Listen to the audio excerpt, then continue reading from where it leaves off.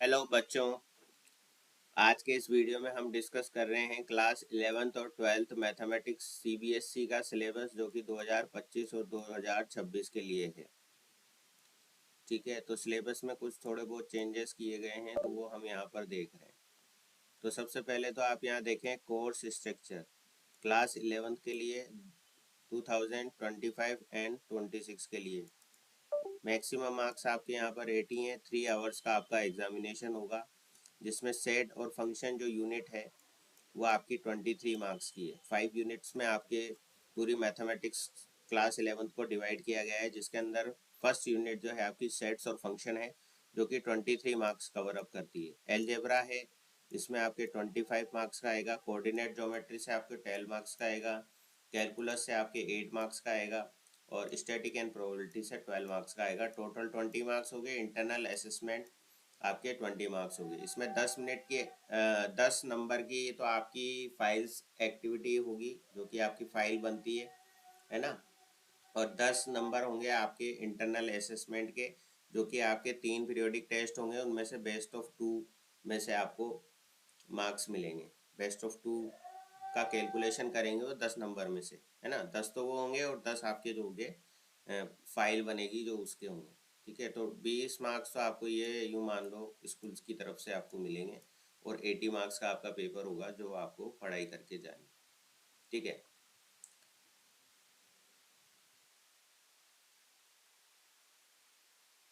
ठीक है। First chapter आपका सेट्स रहेगा। इसके अंदर सेट्स एंड देयर रिप्रेजेंटेशन और टाइप्स ऑफ सेट्स आ गए यहाँ पर ये सारे। ठीक है, सबसेट्स आ जाएगा, यूनिवर्सल सेट आ जाएगा, वेन डायग्राम आ जाएगा, यूनियन एंड इंटरसेक्शन आ जाएगा, डिफरेंस ऑफ सेट आ जाएगा, कॉम्प्लीमेंट आ जाएगा and their properties of complement. इतना ही है। ठीक है, उसके बाद रिलेशन फंक्शन आ गया। इसके अंदर सबसे पहले ऑर्डर्ड पेयर आएगा, कार्टिजन प्रोडक्ट आएगा। ठीक है, cartesian product of two finite sets, definition of relation, pictorial diagram, उनके डोमेन को डोमेन रेंज के बारे में आपको बताया जाएगा। टाइप ऑफ रिलेशंस आपको बताए जाएंगे। फंक्शन डोमेन को डोमेन रेंज ऑफ फंक्शन आ जाएगा आपका। जैसे रिलेशन में होता है रेंज डोमेन, वैसे फंक्शन में भी रेंज डोमेन आप निकालते हो, है ना। अलग अलग टाइप्स के फंक्शन आ जाएंगे जैसे constant, identity, polynomial, rational, modulus, signum, exponential, logarithm, make n greatest integer function and their graphs and sum and product of and quotient of the function। फिर टिग्नोमेट्री आ जाएगा जो कि बहुत ही इंपॉर्टेंट चैप्टर होता है आपका, relation function and trigonometry. Class 12th में भी जब आप पढ़ोगे कैलकुलस तो वहाँ पर टिग्नोमेट्री का जो है महत्वपूर्ण रोल होता है। सो क्लास 11th में ये चैप्टर आपको बहुत अच्छे से करना है, टिग्नोमेट्री चैप्टर। ठीक है ना, क्योंकि इसके फॉर्मूला सब जगह काम आएंगे। जब आप कैलकुलस पढ़ोगे, डिफरेंशिएशन पढ़ोगे, इंटीग्रेशन पढ़ोगे तो ये फॉर्मूला सारे आपको अच्छे से याद होने चाहिए। ठीक है, तो इसमें आपके आ जाएगा पॉजिटिव नेगेटिव एंगल्स क्या होते हैं, रेडियन और डिग्री में कन्वर्जन आ जाएगा आपका कि किस तरीके से एंगल्स को रेडियन को डिग्री में करते हैं, डिग्री को रेडियन में करते हैं। ठीक है, ट्रिग्नोमेट्रिक फंक्शंस के बारे में आप पढ़ोगे। ठीक है, ये ट्रिग्नोमेट्री आइडेंटिटीज़ होती है। ठीक है, उसके बाद sine x plus minus y, cos x plus minus y और इनके सिंपल एप्लीकेशन आ जाएंगे सारे ट्रिग्नोमेट्री रेशोज़ के। ठीक है, ये सारे फॉर्मूलाज और इस तरीके से आपका ट्रिग्नोमेट्री का चैप्टर रहेगा जो कि बहुत महत्वपूर्ण है। ठीक है, फिर एलजेब्रा आ गया। देखो यहाँ पे इन्होंने क्या करा है, यूनिट 1 में कितने चैप्टर आ गए, सेट आ गया, रिलेशन आ गया और ट्रिग्नोमेट्री आ गया। 3 चैप्टर हैं। इन 3 चैप्टरों के कितने नंबर हैं, 23 नंबर है। ठीक है, उसके बाद नेक्स्ट आता है आपका एलजेब्रा। इसमें आपका आ गया complex number, linear inequality, permutation and combination, binomial and sequence and series.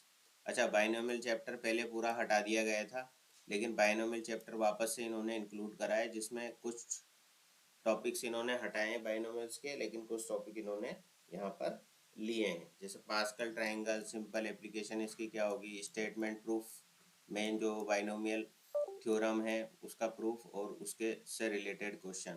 तो कुछ पोर्शन तो इसमें उन्होंने कम किया है, लेकिन पिछले सालों में तो ये चैप्टर उन्होंने हटा ही दिया था, तो ये चैप्टर इन्होंने वापस से इसमें इंक्लूड किया है और कुछ टॉपिक्स तो इसमें इन्होंने हटाए हैं। ठीक है, अब जेई के पॉइंट ऑफ व्यू से तो आपको वो टॉपिक्स पढ़ने ही है अगर आप जेई की तैयारी कर रहे हो तो, ठीक है। उसके बाद सीक्वेंस एंड सीरीज की बात आई। सीक्वेंस एंड सीरीज हो गया, इसमें एम यानी कि arithmetic mean, geometric progression, general term of GP, nth term of GP, infinite GP, GP and relation of AM and GM. इसमें से हार्मोनिक प्रोग्रेशन इन्होंने हटा दिया, ठीक है ना। तो सिर्फ यही आपका सिलेबस में है, और जेई में भी यही सिलेबस में है। यहाँ पर भी एक दो टॉपिक और हैं जो जेई में है, जो इसमें नहीं है, ठीक है। हार्मोनिक तो दोनों में से ही हटा दिया, ठीक है। नेक्स्ट आती है थर्ड यूनिट। अब देखिए सेकंड यूनिट में भी ये चार चैप्टर हैं, 5 चैप्टर हैं सेकंड यूनिट में। अब 5 चैप्टर के मार्क्स हैं आपके 25 की। एलजेब्रा में के अंदर आए हैं ये सारे चैप्टर। नेक्स्ट आता है कोऑर्डिनेट ज्योमेट्री। इसके अंदर आपका आ गया यहाँ पर स्ट्रेट लाइन आ गया, कॉनिक सेक्शन आ गया, इसमें हाइपरबोला, पैराबोला, इलिप्स आ जाएगा, इनकी प्रॉपर्टीज आ जाएंगी, स्टैंडर्ड इक्वेशंस आ जाएंगी सबकी, ठीक है ना। और इसके अंदर सिंपल लाइन की इक्वेशंस आ जाएंगी, अलग अलग फॉर्म्स आ जाएंगी लाइंस की, slope form, slope intercept form, 2 point form, intercept form, distance of a point from a line, ठीक है। ये सब चीज़ें इसके अंदर आ जाएगी। 3D का यहाँ पर थोड़ा सा इंट्रोडक्शन है, जिसके अंदर है ना सिर्फ डिस्टेंस फार्मूला ही दिया है। कोऑर्डिनेट ऑफ अ पॉइंट आप कैसे लिखोगे, है ना, 3D के अंदर, और डिस्टेंस बिटवीन 2 पॉइंट्स का फॉर्मूला दिया हुआ है, राइट। तो ये आपको 12 मार्क्स की है शायद, है ना। कोऑर्डिनेट ज्योमेट्री आपकी 12 मार्क्स की है। नेक्स्ट आती है कैलकुलस 8 मार्क्स की, जिसमें लिमिट वाला चैप्टर है आपका, लिमिट एंड डेरिवेटिव का चैप्टर है, इंपॉर्टेंट चैप्टर है, ठीक है। तो क्लास 12th के लिए ये चैप्टर भी बहुत इंपॉर्टेंट है। इसमें आपको ट्रिग्नोमेट्री के भी सारे फॉर्मूले काम आएंगे, और जब आप कैलकुलस पढ़ोगे क्लास 12th के लिए, क्योंकि कैलकुलस का पोर्शन क्लास 12th में ज़्यादा है, तो क्लास 11th में उन्होंने ये एक चैप्टर डाला हुआ, right, board point of view से। और आईआईटी में जब पढ़ाया जाता है तो इसको 12th की कैलकुलस के साथ ही पढ़ाया जाता है, ठीक है, जेई की जब आप तैयारी करते हो, correct. So derivative introduce as a rate of change of both as that distance function and geometrically, ठीक है। उसके बाद polynomial, rational function, trigonometry, exponential, logarithmic function, इन सब का लिमिट को कैसे सॉल्व करेंगे, ठीक है। Definition of derivative relate to its scope of tangent curve, sum and difference, product and quotient of function of polynomial and trigonometric function। Next आता है आपका स्टैटिक एंड प्रोबेबिलिटी। स्टैटिक और प्रोबेबिलिटी 2 चैप्टर और यहाँ पर इंक्लूड किए गए हैं, ठीक है। तो ये मार्क्स हैं आपके 12 मार्क्स का भी ये, ठीक है। तो टोटल इस तरीके से 80 मार्क्स का आपका जो है पेपर बनता है, करेक्ट। उसके बाद आपका ये जो पोर्शन है वो यहाँ से हटा दिया है, तो आप न्यू एनसीईआरटी ले लोगे तो ये वाला पोर्शन उसके अंदर नहीं रहेगा। और अगर आप पढ़ना चाहते हैं ये पोर्शन, तो आप पुरानी एनसीईआरटी आप परचेज कर सकते हो, वहाँ से आप ये पढ़ सकते हो। जैसे union intersection of two sets, practical problems, ये यहाँ से इन्होंने हटा दिया। कंपोजिशन ऑफ अ फंक्शन हटा दिया। ट्रिग्नोमेट्री में भी ये वाला पार्ट हटा दिया, ट्रिग्नोमेट्रिक इक्वेशन में से ये पूरा चैप्टर हटा दिया। कॉम्प्लेक्स नंबर में से भी ये टॉपिक्स हटा दिए। लीनियर प्रोग्रामिंग पूरा चैप्टर हटा दिया। जनरल एंड मिडिल टर्म और बाइनोमियल एक्सपेंशन इसमें से ही हटा दिया। और यहाँ से स्पेशल सम वाले प्रॉब्लम्स जो है सीक्वेंस एंड सीरीज में से हटा दिए। नॉर्मल और जनरल फॉर्म ऑफ इक्वेशन ये भी हटा दिया, ठीक है। पर ये सब टॉपिक्स, ये वाले टॉपिक्स जैसे बाइनोमियल हो गया, सीक्वेंस हो गया, स्ट्रेट लाइन हो गया, लिमिट्स वाला हो गया, प्रोबेबिलिटी वाली, ये सब चीज़ आपको जेई के लिए तो पढ़नी ही पड़ेगी, ठीक है। लीनियर इक्वलिटी ये चैप्टर भी आपको पढ़ना पड़ेगा। कॉम्प्लेक्स नंबर के लिए भी पढ़ना पड़ेगा। ट्रिग्नोमेट्री, रिलेशन, सेट्स के लिए ये सब चीज़ें पढ़नी पड़ेगी। सिर्फ आप ये वाला पोर्शन छोड़ सकते हो, मैथमेटिकल इंडक्शन वाला, बाकी तो आपको पढ़ना पड़ेगा सारा जेई की अगर आप तैयारी कर रहे हो। बाकी बोर्ड की अगर आप तैयारी कर रही हो तो आप ये चीज़ें छोड़ सकते हो, कोई दिक्कत वाली बात नहीं। अब आ जाता है क्लास 12th का सिलेबस, ठीक है।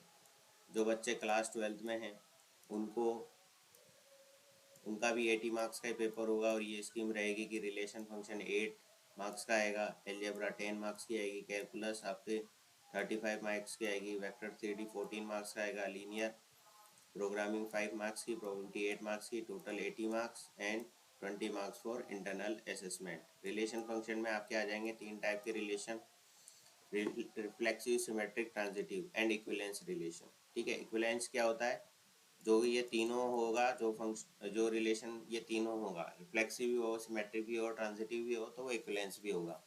और 1 1 और ऑन टू फंक्शन, बस 2 ही यहाँ पर दिए हुए हैं। ठीक है, बाकी सब हटा दिया। टिग्नोमेट्रिक, इनवर्स टिग्नोमेट्रिक में क्या आ गया, definition, range, domain, principal value and graph, सिर्फ इतना सा ही आपको दिया हुआ है। ठीक है, प्रॉपर्टीज इन्होंने हटा दी यहाँ से। ठीक है, पर जेई के लिए आपको पढ़नी है।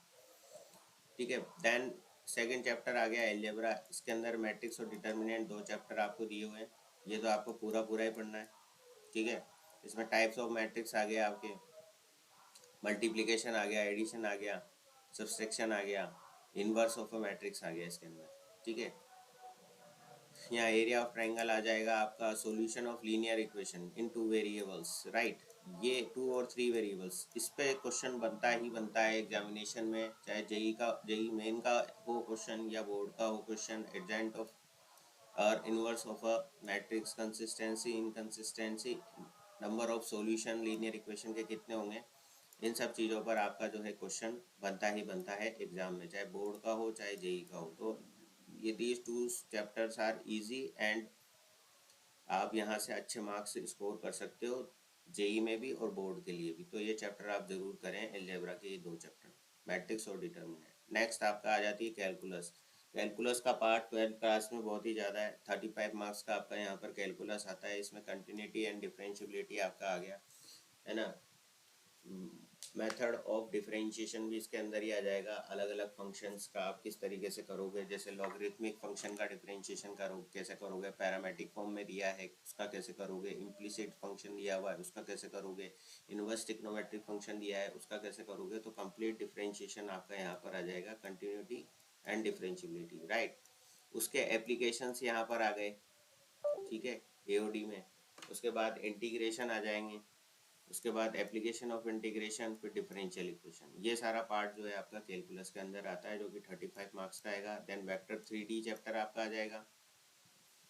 ठीक है, यहाँ पर इन्होंने properties of scalar and vector product यहाँ पर इन्होंने दिया हुआ है, और आपका टाइप्स ऑफ वेक्टर दिया हुआ है, component of vector, addition, subtraction, scalar multiplication, सब दिया हुआ है यहाँ पर, राइट। इसके अंदर इन्होंने प्लेन वाला पोर्शन हटा दिया, सिर्फ लाइन वाला ही आपके सिलेबस में है।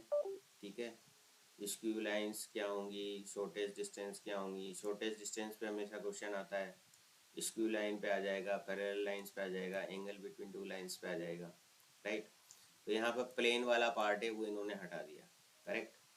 लीनियर प्रोग्रामिंग है, इसमें बाउंडेड और अनबाउंडेड के लिए आपके लिए क्वेश्चन बनता है इसमें। ठीक है, और प्रोबेबिलिटी है, इसके अंदर 22 थ्योरम तक आपका है। कंडीशनल प्रोबेबिलिटी है, मल्टीप्लिकेशन थ्योरम प्रोबेबिलिटी है, इंडिपेंडेंट इवेंट के लिए क्वेश्चन बनता है, और टोटल प्रोबेबिलिटी का क्वेश्चन बनता है। 22 थ्योरम तक ये इसके अंदर है। ठीक है, रैंडम वेरिएबल वाला जो है वो पोर्शन यहाँ से हटा दिया। ठीक है, तो इंटरनल असेसमेंट के अंदर भी आपके 2 टेस्ट होंगे, बेस्ट जो 2 होंगे, 3 टेस्ट होंगे, 3 में से 2 में जो बेस्ट होंगे उसमें से आपको 10 मार्क्स में से दिए जाएंगे, और मैथमेटिकल एक्टिविटी होगी उसमें से 10 मार्क्स आपको वो वाले दिए जाएंगे। ठीक है, बुक्स आपको रेफर करनी है, एनसीईआरटी की जो बुक्स आती है पार्ट 1 पार्ट 2 और एनसीईआरटी एग्जाम्पलर। ठीक है, तो ये 3 बुक्स आपको फॉलो करनी है भाई। क्लास 11th में तो आपका एनसीईआरटी ले लो और एनसीईआरटी एग्जाम्पलर ले लो, एक एक बुक ही आती है। ठीक है, जबकि 12th में पार्ट 1 पार्ट 2 करके आएगी बुक, और एक एनसीईआरटी एग्जाम्पलर की आएगी। ये तो आपको करनी ही है पूरी, 2 बार 3 बार, इसको तो आपको कंप्लीट करना ही है। इसके अलावा आप रेफरेंस बुक करना चाहते हैं, आरडी शर्मा कर सकते हैं, और प्रीवियस ईयर के क्वेश्चन पेपर आप सारे कर सकते हैं। 10 साल के क्वेश्चन पेपर आप कर सकते हैं, सैम्पल पेपर आप कर सकते हैं प्रैक्टिस के लिए। ठीक है ना, क्योंकि उसमें केस स्टडी बेस्ड क्वेश्चन वगैरह भी होते हैं, तो वो आपके लिए प्रैक्टिस के लिए ज़रूरी है। इसलिए आप पीवाई की ज़रूर करें और सैम्पल पेपर ज़रूर करें, क्योंकि इन बुक्स के अंदर आपको केस स्टडी बेस्ड क्वेश्चन नहीं मिलेंगे, करेक्ट। आपको एमसीक्यू मिल जाएंगे एग्जाम्पलर में, ज़्यादा एमसीक्यू एग्जाम्पलर में दिए हुए हैं, है ना। एनसीईआरटी में इतने ज़्यादा एमसीक्यू नहीं है, एमसीक्यू है तो सही लेकिन इतने ज़्यादा नहीं है। प्रैक्टिस के लिए आपको एग्जाम्पलर के एमसीक्यू भी करने हैं, ठीक है। तो ये रहेगा आपका क्लास 11th और क्लास 12th का सिलेबस। वीडियो समझ में आया हो, पसंद आया हो तो लाइक करें, अपने दोस्तों के साथ कंप्लीट सिलेबस को शेयर करें, किस तरीके से उसको आपको पढ़ना है। इसी सीरीज़ में हम जो है क्लास 9th और 10th का भी सिलेबस को डिस्कस करेंगे अपने नेक्स्ट वीडियो में। Okay, tata, bye bye.